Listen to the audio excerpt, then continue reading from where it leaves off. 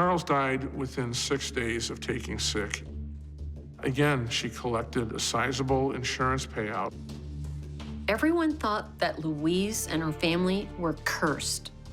Her husbands, her stepchildren, they kept dying.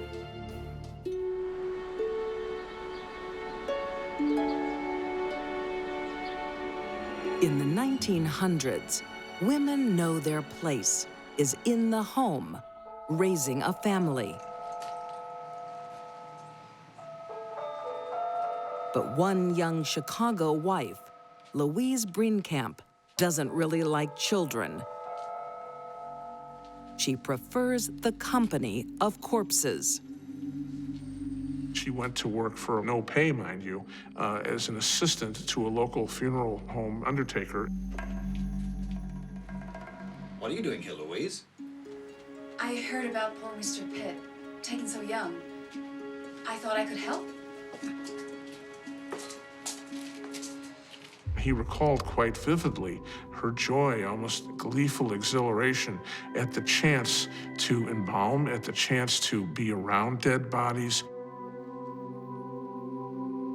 Louise was sort of a death groupie. She just couldn't get enough of hanging around and seeing the dead bodies. Her desire to be around corpses was because she was known as a necrophile, someone who becomes excited and aroused in the presence of dead bodies. It's very rare. It's not that Louise has any spare time.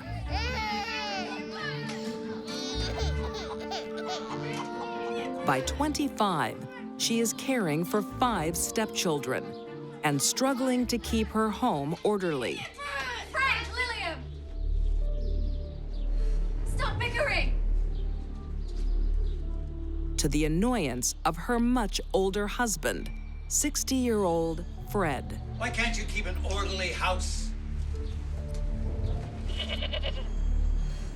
Children, this mess, it's an embarrassment.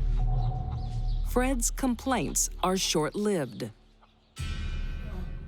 He soon succumbs to a mysterious illness. There were no cures for what are commonly treated ailments today, and stomach problems were quite common.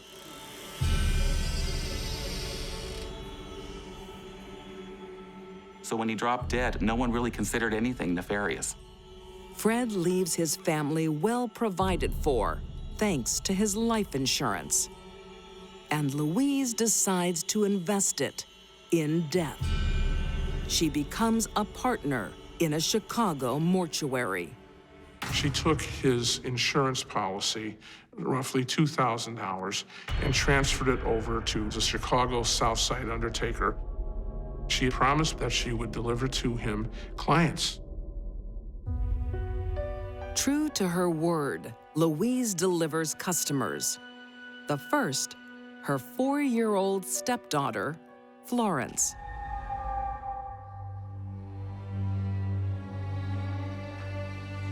Some soup. Within a year, another stepdaughter. 8-year-old Cora suffers the same horrendous symptoms. Horrible, horrible, prolonged stomach pain. It was a slow, twisty, horrible kind of death.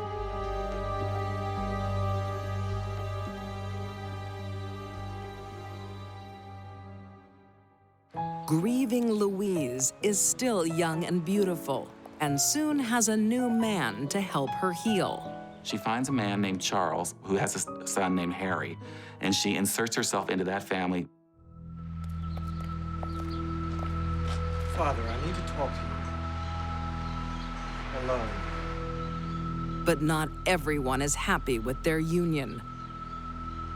Charles's son Harry doesn't warm to his new stepmom.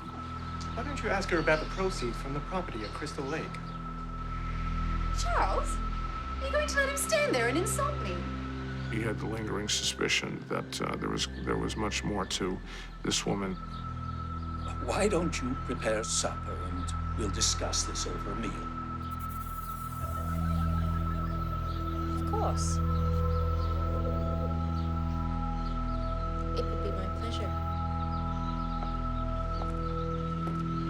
But before the dispute can be resolved, Harry is in the morgue. No one really looked at Harry's death. She said that he died of heart failure, and they believed it. Another stepdaughter, Lillian, soon joins him. And then, her new husband. Next, Charles comes down with illness. He's very, very ill. Charles died within 6 days of taking sick. Again, she collected a sizable insurance payout. Everyone thought that Louise and her family were cursed. Her husbands, her stepchildren, they kept dying. When her last surviving stepchild, Frank, is bedridden, his nurse is Louise. Well, she looked after him, showing the angel of mercy side to them, the Florence Nightingale side.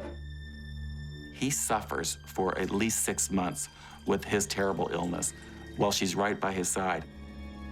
Trapped in bed, Frank has time to think. No.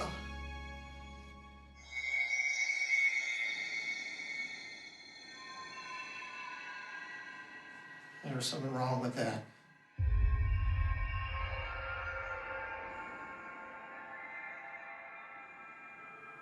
I'm going the same way as Dad.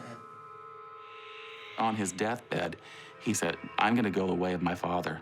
I think I've been poisoned."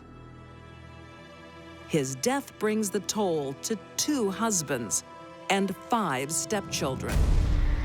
The death set Louise up as a wealthy woman, thanks to life insurance payouts.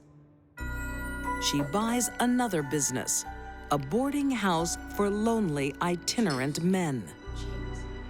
Even as she advanced into middle age, she was still quite fetching, this beguiling temptress. I suggest you take along. I make it plain so people get out their own. Railroad conductor Richard Smith soon falls for her cooking and charm. He became bewitched, if you will, by Louise and fell in love with her and began courting her quite seriously. But Louise won't succumb to love without security. He signed over his life insurance to her so she can cash in on that. And then all of a sudden, he died.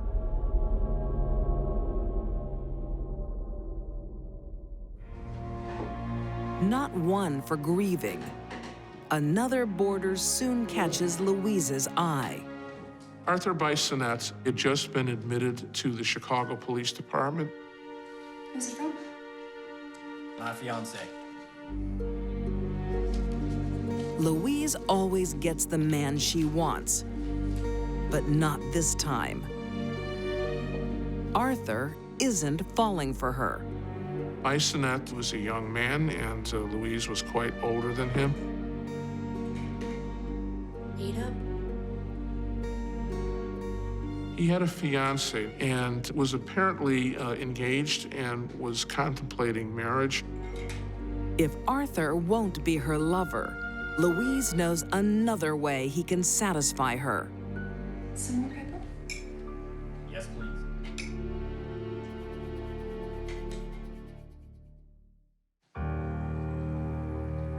Arthur gets violently ill and dies. Louise always gets her man, dead or alive, but she prefers them dead. She might have had a sexual gratification coming from the notion that she controlled the life and death process of her victims, that she could send a person to eternity through her own volition. Not all necrophiles get their kicks simply hanging out at funeral homes. Some of them get their kicks by creating a dead body out of someone that they killed.